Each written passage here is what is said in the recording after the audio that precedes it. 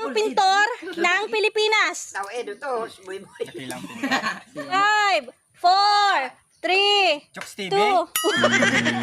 Umabot ng ilang taon ang pananakop ng mga Espanyol sa Pilipinas? 4. Umabot ng ilang taon ang pananakop ng mga Espanyol sa Pilipinas? 3.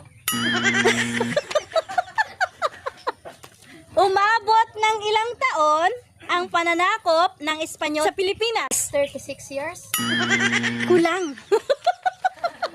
Sino ang huling Pilipinong general na sumuko sa mga Amerikano? Si Lolo Delpin. Sino ang huling Pilipinong general na sumuko sa mga Amerikano? Miguel Marbat. Correct. Marbat.